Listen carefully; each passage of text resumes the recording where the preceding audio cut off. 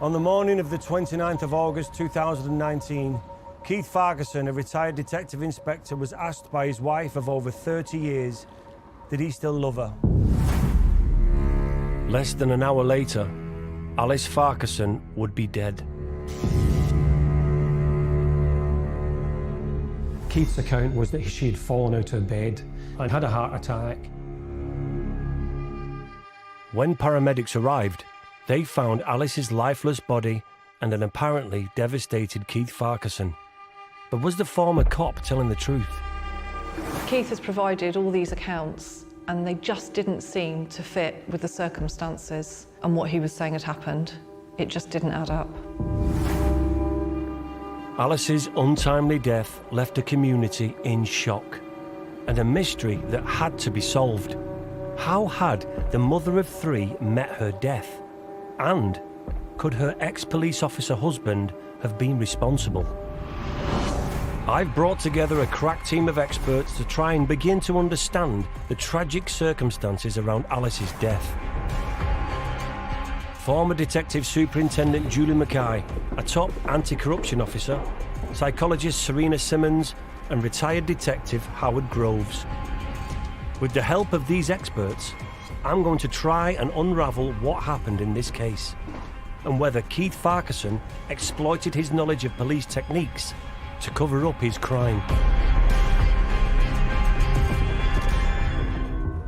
Former Detective Superintendent Julie Mackay has years of experience investigating cases just like this. She's the first person I need to see to learn more about the Farquharsons. This case is about a cop called Keith Farquharson, who was a Scottish officer. He would have joined policing in the 1980s, and he had a long career in the police and had reached the rank of inspector. He'd retired and had a job as a bus driver. He lived with his wife Alice, and they had by then grown-up children. They'd been married for 33 years. So could you tell me a little bit about Alice, Keith's wife? She was completely dedicated to him, to their three children. She was an assistant at the local primary school and absolutely adored by the community and the children, and cared very, very much for making that a good place. Really enjoyed her work, and nobody had a bad word to say about her. And from what we know, their marriage was a stable one. From the outside looking in, people thought everything was okay at home, there was no signs. From the outside looking in, it looked like a perfect marriage. But in August 2019, the apparently harmonious relationship came to an abrupt and tragic end. Across Aberdeen and North East Scotland, this is Original 106. The body of a 56-year-old woman has been found at a property in Aberdeen. Police were called to a house on Angusfield Avenue this morning. Officers have not confirmed whether the death is being treated as suspicious. Alice Farquharson had reportedly died in an accident on the morning of the 29th of August 2019, while she was home with her husband Keith. Keith claimed to have been in the shower at the time when he heard a noise and rushed to their bedroom to find his wife unconscious on the floor. He said he immediately started to perform CPR and called 999. I want to know what the police officers arriving at the couple's home would have faced. So, what do we know what happened on that day? So we know that about 6:30 in the morning, Keith calls for an ambulance. And what he's saying is that Alice has fallen out of bed and injured herself and stopped breathing. So you might think, well, that happens, not that unusual. Heart attack or anything like that? Exactly. Once paramedics arrive on the scene, they find an unresponsive Alice in the couple's bedroom. Police arrive shortly after the ambulance, and they have some questions for Keith about Alice's injuries. When the police arrive, he repeats the account and is like, what's the problem? You know, it's quite straightforward. She's fallen. There's nothing to worry about here. And do you think because of his credentials, and he goes, I was an inspector in the place, they would have maybe believed him more than if it was just Joe Public? I think they do, and I think that's played out then because they talk to him and look at the scene and think, no, it's all fine. So they agree with Keith? So they agree with Keith and they don't think anything suspicious has happened. Right, wow. Police determined that Alice's death was not suspicious. They believed Keith's story, that Alice had a heart attack and fallen and hit her head. It looked like Keith Farquharson was in the clear. But was he really a grieving husband? Or had he got away with murder? I need more clues into the type of person Keith was. Surely someone with a clean track record, a happy marriage and a good reputation doesn't just suddenly murder their own wife. Local journalist Charlie Gall knew Keith in the years before these tragic events took place. So I'm hoping he can give me some background on the couple's lives and their relationship. Well, Keith Farquharson was married to Alice. I would have said they had a nice house in Aberdeen, 3 lovely children. He'd risen up to inspector, so the next step up was chief inspector, then superintendent. So he was doing well in his career. But behind closed doors, Keith had secrets that were about to be revealed and shatter this carefully constructed image. Because Keith Farquharson had a dark side. Keith Farquharson only came to our attention when the misdemeanors came into the public domain. There was no question that he thought he was God's gift to women. He probably used his power over women and thought that he was allowed to get away with a lot of the stuff that he did get away with. Whilst Alice was devoted to her husband, Keith Farquharson was a serial womanizer. There was always that issue in the background that he had an eye for the ladies and was regarded by some of the women in the force as a sex pest. And Keith's inappropriate obsession would soon become public knowledge. In the media, we weren't privy to what was going on behind closed doors, but the first sort of inkling we got was there was a female traffic warden. Story was leaked that she had been having a fling with senior officers, and Farquharson was one of them. Caught cheating on Alice and facing the humiliation of his affairs being made public, colleagues may have expected Farquharson's behaviour to improve.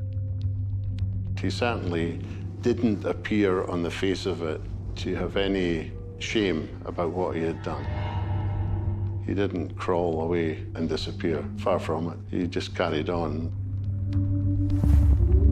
But an affair is still a far cry from murder. Perhaps Keith was telling the truth about Alice having a heart attack.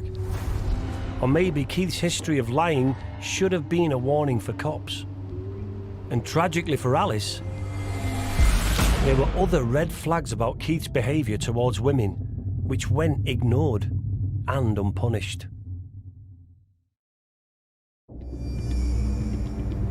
Before his retirement in 2010, Keith Farquharson had a long and accomplished police career, during which he rose to the rank of inspector. But it was a career ultimately tarnished by scandal and abuses of power, including an affair in 2008, something which caused huge distress and humiliation to his ever-loyal and loving wife, Alice. Former Detective Superintendent Julie Mackay spent part of her career investigating bent coppers. She's been looking into Farquharson's career for me. So we know that in 2008 he'd had an affair that Alice became aware of, and whilst that stopped that relationship, that reignited in 2019. When we go back and look at his policing career, he was what would have been termed in the 1980s as a womanizer, serial womanizer. So he had affairs with different women over the course of his policing career. And he'd also had affairs with 2 other women. But Keith Farquharson wasn't just having affairs. Behind the scenes, He had a reputation for unsolicited attention towards his female colleagues. In the 1980s, it was accepted as being one of the lads. That's how you behave, chatting up the women, expected to be the alpha male. He made inappropriate comments to women serving in the police force and was probably quite misogynistic towards them. So would you say that in the 80s, womaniser, but nowadays, would you see him as like a sexual predator? Most definitely, yes, a sexual predator. I definitely think the culture and the way things were dealt with in the 80s was completely different. I think we're in a better place now. We know today people are sacked for that sort of behaviour. But despite his predatory behaviour, at the time, Farquharson was able to continue with his career largely unharmed. I just wonder in this case whether he thought he was untouchable. I think it's quite likely that he thought he was untouchable and that his previous history of not being kicked out of the police force when perhaps he should have been. I'm surprised that Farquharson was so unconcerned about the consequences of his predatory behaviour. And I'm speaking with psychologist Serena Simmons to understand why he may have felt he could get away with it. Did his wife know he was having an affair? Yeah, so sadly we know that his wife was really aware of it. So we can only imagine, really, like any wife in that situation, how she may have felt. She had 3 children at home. She knew her husband was being unfaithful. Well, a question for me would be, why would she not leave? Why someone doesn't leave a partner when they're having an affair, when you're someone like Alice, is probably because you value home and family. I think for Alice, what we know of her is she was really a homemaker. She was a mother at heart. In fact, she worked in a school and the people who worked with her in the school would refer to her as the school mum because she was a really kind of nurturing character, really cared about the kids. She was an exceptional mother in the home and that her family were incredibly important to her. In your opinion, what sort of person would Keith Farquharson have been like in the home, behind closed doors? I think he would have been the kind of person that needed to be adored. So I think what's really interesting about him is he wanted his kind of wife to be kept there and his children over here while he still was able to have his affairs because he needed the adoration. He needed the adoration of other women and that gave him a buzz and an excitement that he just didn't get from home or sadly from his relationship. And he didn't seek that out in his relationship with his wife either. He kind of needed to do that in other ways. I've read with this case that people have called Keith Farquharson a narcissist. Can you explain what a narcissist is? Yeah, so a narcissist is essentially someone who believes, in this case it's easy to describe it as someone who believes the world revolves around them. They are the most important person. What they say goes. They have a very, very inflated sense of self-worth and an ego. And they believe that people should listen to them. What they say goes. Howard Groves, former Detective Chief Inspector for Scotland Yard who has worked on numerous high-profile crimes, can see through Farquharson's veneer of respectability. I don't think I would be unkind to say that within his work environment, he was very much a predator. Within the workplace, there were instances where he had made inappropriate comments, as well as providing what was described as a poem, which was quite like a sexual poem that he sent to one of his colleagues. In 1998, Keith had written a poem that was entitled Gasping for It. The female colleague that he sent it to found it so disturbing that she reportedly couldn't read past the first 2 lines. She obviously found that inappropriate and complained. He got charged with what I thought was a weird offence, was breach of the peace, and got a £500 fine. That inappropriate behaviour was probably seen by some just to be, a bit of banter, that's what you do, They used to use expressions you would call, people plod and, things like that. So, but the police service has moved on significantly since then. But at that time, that was probably acceptable in certain quarters. There would be certain people who would, and obviously the officer who experienced that, she obviously complained straight away. So it just goes to show you that not everybody signed up to that type of inappropriate behaviour. Farquharson was also, at that point, demoted in rank. But Even though more female officers were making complaints about his unwanted advances and abuses of power, he remained in the police force and was allowed to continue his career. Yet again, he just carried on. People probably thought, you know what, I'll get in that salacious, inappropriate, predatory behavior that he had exhibited before came to the fore again. There was an incident that an allegation made that he had made inappropriate comments to a motorcycle officer, young female officer. That officer was obviously unhappy with what he had done, and she complained. She decided that she was going to take the force area to an employment tribunal. As a result, Farquharson was moved into an admin role in a new department. But still, his pattern of abuse and harassment started again. In September 2008, following complaints from multiple women in his new department, Farquharson was put on gardening leave, no longer reporting for duty, but receiving full pay, despite how he treated his female colleagues. He remained on gardening leave until his retirement, when he left the force receiving a full pension, which he then supplemented by becoming a school bus driver. It's little wonder that Keith Farquharson left the police thinking he could get away with anything, even murder. Keith was very used to kind of sparring with women, getting their attention, getting away with stuff is what he was good at. He was used to initiating affairs and then probably initiating them with banter and kind of sussing out what women were available for that kind of thing. I think is really telling of the kind of arrogant, egotistical man that he was. A man like Keith does have a sense of invincibility, but what he probably wasn't aware of was the fact, like a lot of men who have affairs, that sense of invincibility comes from having a secure base. That gives them the strength to go out and to seek experiences and affairs, because they always get to go home to the secure partner who's always there for them and their family unit.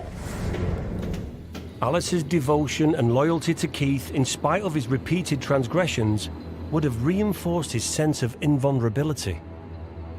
But could that confidence make him think he could get away with murder?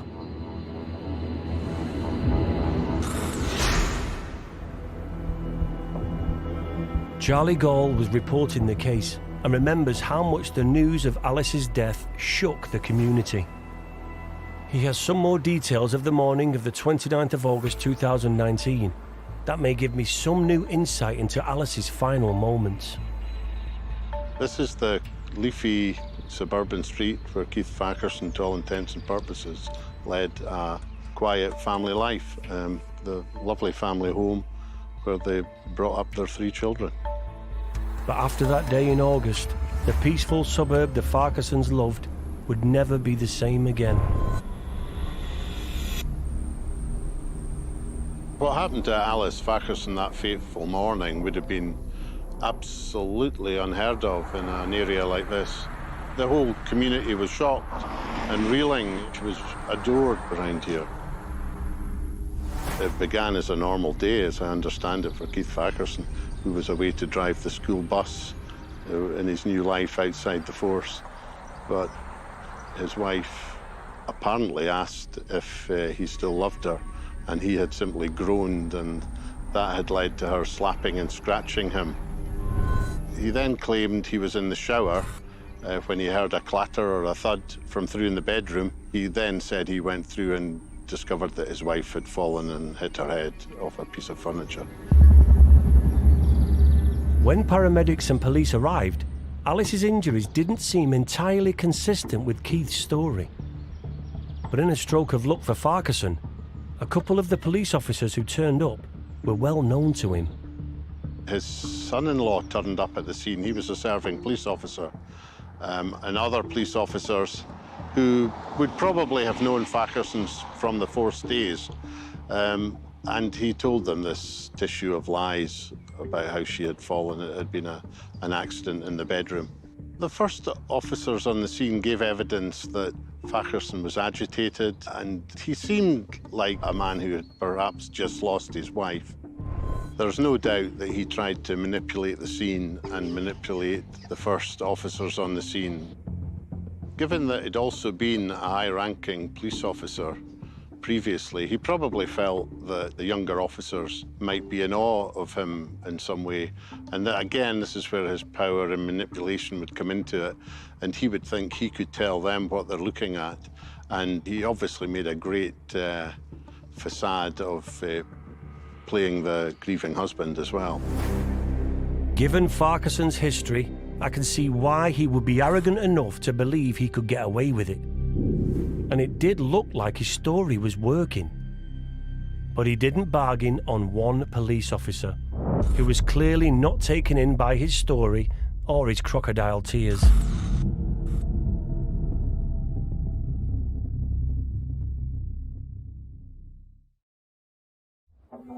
On the 29th of August 2019, 60-year-old Keith Farquharson called paramedics claiming that his wife had fallen in their bedroom and died, having suffered a heart attack.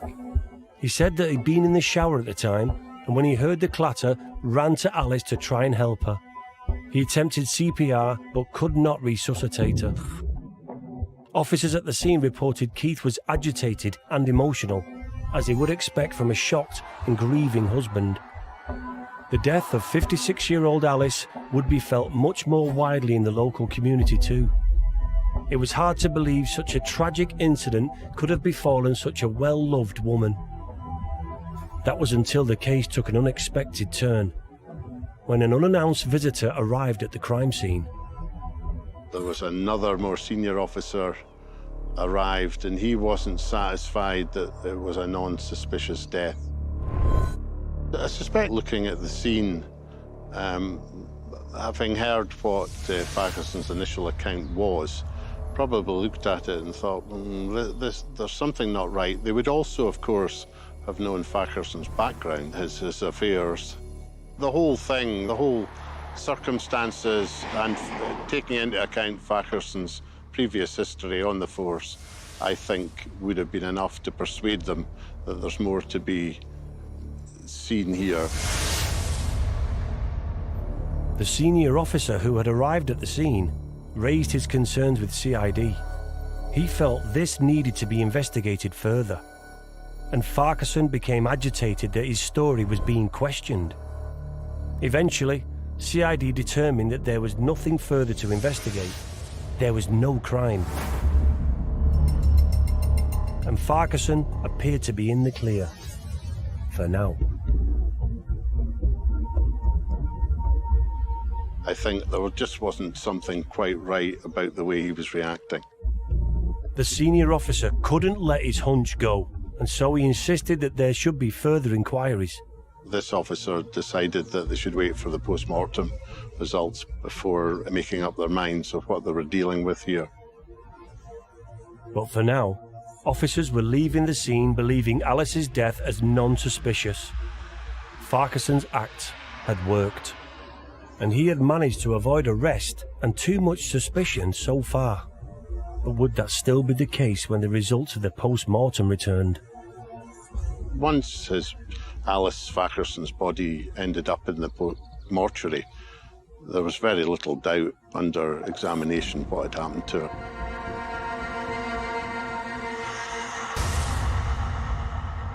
So in a case where someone dies unexpectedly, so they don't have a medical condition and it's not predicted, and they haven't seen a doctor recently, there's routinely a post-mortem's carried out. And there's a difference between a forensic post-mortem where you gather all your forensic evidence and a straightforward examination. So it's a straightforward examination, but when the pathologist is conducting the post-mortem, they're just not happy that actually she has died in the circumstances that are described. And there's indications of strangulation has taken place. And so they flag it, and it goes back to being opened as a police investigation again. Jim Fraser has studied this case. He has over 40 years' experience working as a forensic investigator, so he knows exactly what the examiner would have been looking for during the post-mortem and what they would have found. What makes this case sort of tricky to investigate is that it's a very enclosed crime scene and a very enclosed incident. There are no other witnesses. It's not that there's blood or there's weapons. It's also quite difficult to cross-check and corroborate any version of events. I think the paramedics were suspicious.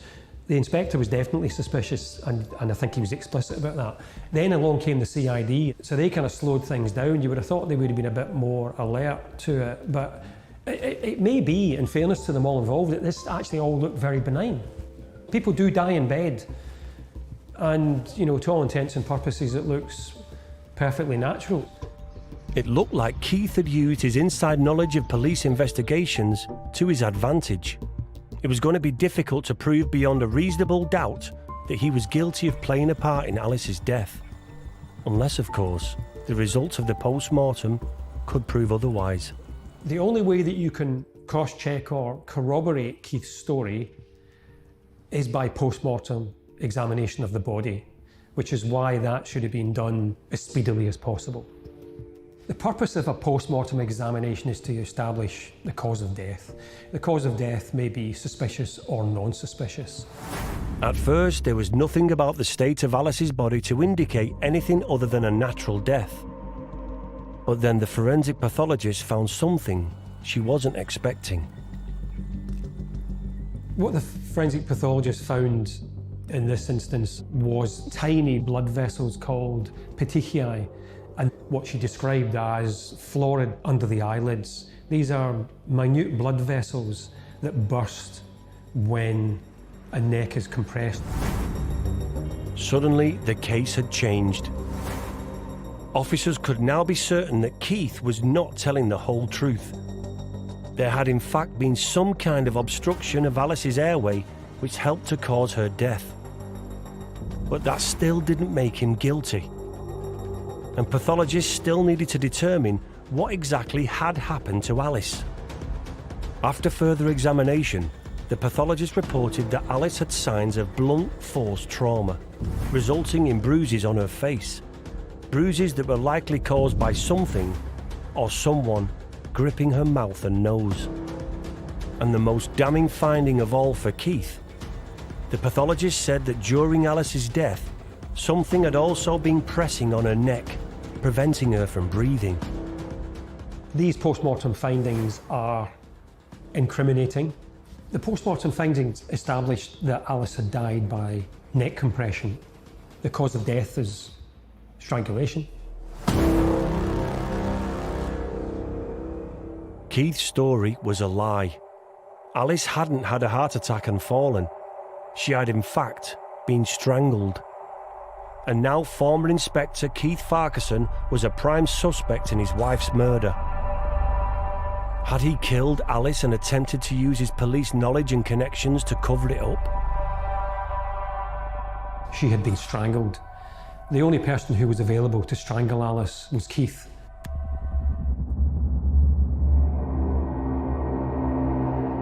Julie Mackay is a specialist in domestic murder investigations, and I need her expertise as this case becomes even more complex. Their findings were that she had been strangled, and whilst there wasn't the evidence of this, you've got a bone in your throat called the hyoid bone, which is often broken when somebody is strangled, and in this case that hadn't happened, but there was evidence that her airways had been blocked, so her mouth and nose, and pressure had been applied to her throat and injuries to her chest. And obviously from that point, she was probably fighting for her life. Exactly. So that was enough really for the questions to be asked and to say, right, we need to get him in. Investigators now know that Farquharson was lying. Alice had been strangled, and he was the only one who could have done it. Now I want to know what drove Keith Farquharson to kill his much-loved wife. Was this a premeditated, calculated attack? Or was this a spur-of-the-moment outbreak of violence? Did Keith Farquharson simply snap? And would he ultimately admit to murder? Or would he have a plan to get him out of yet another difficult situation?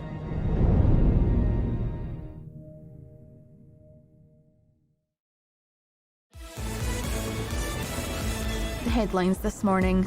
A 60-year-old man's been arrested in connection with the murder of Alice Farquharson. The 56-year-old was found dead in her home in Aberdeen yesterday.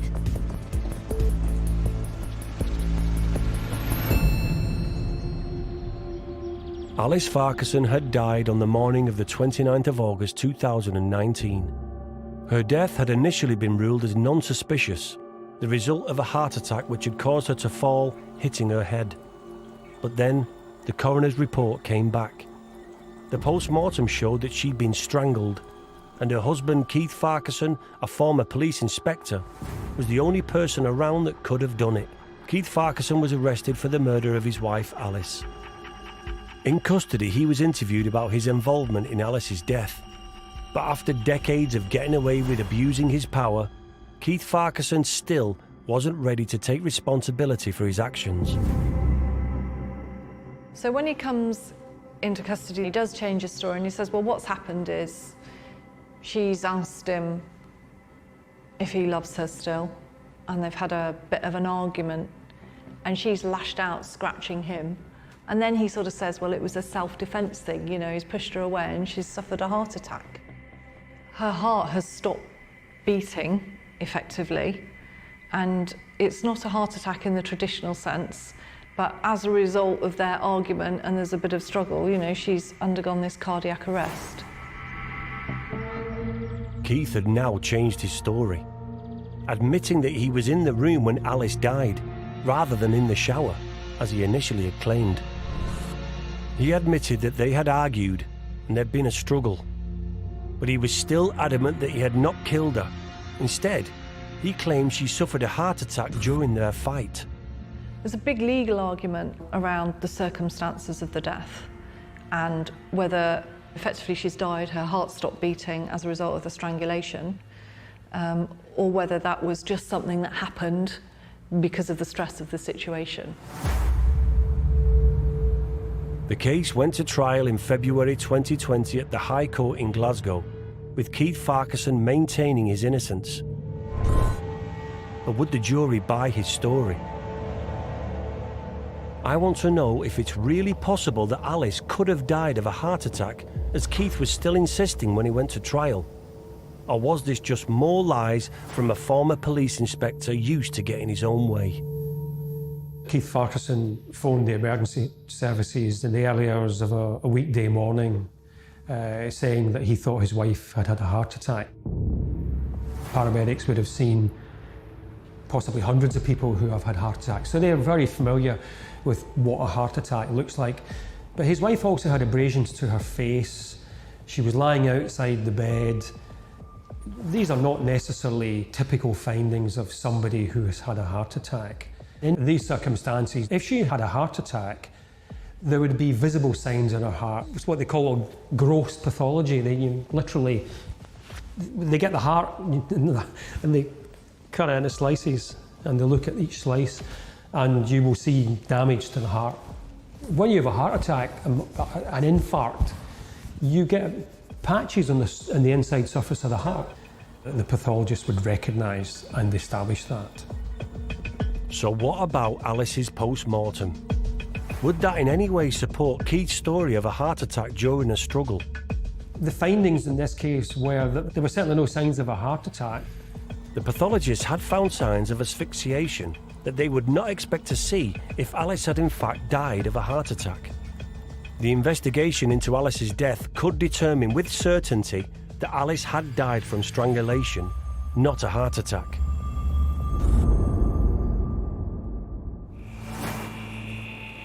The investigation was now conclusive. Keith's new story was a complete fiction. Alice had not died of a heart attack as a result of either the struggle or through stress about her marriage. She had been strangled to death. But were there any signs to suggest that this was premeditated murder or a moment of uncontrollable violence? The turning point would have been the post-mortem and the report that was produced by the pathologist to say that her neck had been compressed, that her airways had been blocked, and that she had blunt trauma across her body. That is completely, you would not have expected if she just had a heart attack, because he obviously tried to give the implication. With forensic investigators and police now sure of the cause of death, would Keith finally admit to what he had done and why he had done it? Now, with the ego that Keith has, he's not going to tell us anything that makes him vulnerable. So Keith says that she had said, do you love me, or something along those lines about feeling a sense of love from him. I personally don't believe that that's what she said on that morning, because someone like him wouldn't tell us what she really said, especially if it implicated him in some way, or made him look small, or made him look vulnerable. Someone who has spent his whole life not telling the truth, why would we believe the words he spoke? With the new evidence and Keith still maintaining his wife's death was not his fault, his defence team took a chance to get Keith a lower sentence. We were going to give him an opportunity to plead to culpable homicide. In other words, saying, I'm culpable because I was responsible for her injuries, which resulted in her death, but I didn't mean to do it. So they give him an opportunity here To plead to a lesser offence. Even in his new defence, Keith persisted in his delusion that the story of Alice's accidental death would be believed, despite all the evidence mounting against him. But the prosecutor determined that this plea was unacceptable. There was too much evidence that Keith had murdered Alice and then attempted to cover up his crime by lying to the police and paramedics. The culpable homicide plea was rejected. So that was it. Once the decision had been made, it would be full steam ahead as far as a criminal investigation would take place. And he was then a suspect of murder. Keith would now be tried for murder. In the confines of the court, Keith was able to tell his own version of events to try and convince the jurors of his innocence. In his arrogance and narcissism, he must have thought that having lied for so long and got away with it, he could continue to do so with impunity. Maybe psychologist Serena Simmons can give me some insight into how she thinks a former police officer entrusted with public protection could commit such an awful crime and be so deluded as to think he could get away with it.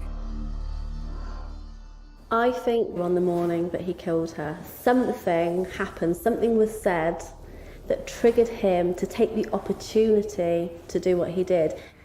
For all we know, she said something about leaving him or I'm unhappy. That may have been too much for him and he wanted to stop her from speaking. I don't have to be with her, I can get rid of her, or at least I can stop her talking. He held his hand over her mouth, very telling. The words that she spoke, though, we will never know whether they are the words that she actually spoke on that morning. Police were thinking the same as Serena. Keith's story still didn't add up, and a clear pattern of behaviour had emerged which suggested that whether premeditated or not, there was a very obvious motive for his actions. To try and make sense of it, they'd started to tie his past behaviour to the case. In particular, one of his affairs in 2008. I think he had rekindled a previous relationship. He'd refused to give up the PIN number for his phone. He was just being awkward, trying to probably delay the inquiry. He would have wanted to maybe scrub his phone, but they did get hold of the phone, and sadly there was even messages on the phone from his wife where she'd been pleading with him, you know, love messages, but also there was evidence of other women that he'd been in contact with. Police found messages that were sexual in nature on Farquharson's phone. It's thought that Farquharson had rekindled his affair from 2008, and Alice may have found out and confronted him, leading to the pair having a struggle that resulted in Alice's death. Though he was now on trial for murder, Keith maintained his story with a few subtle alterations. He now claimed that Alice had asked him if he loved her, and when he groaned in response, she attacked him first. He claimed he had only acted in self-defence, that a struggle ensued, and that Alice had died of natural causes. He stuck to this story despite the overwhelming evidence of the post-mortem. He would plead not guilty to all charges. But it didn't work. After decades of abusing his position, Keith Farquharson finally got his comeuppance.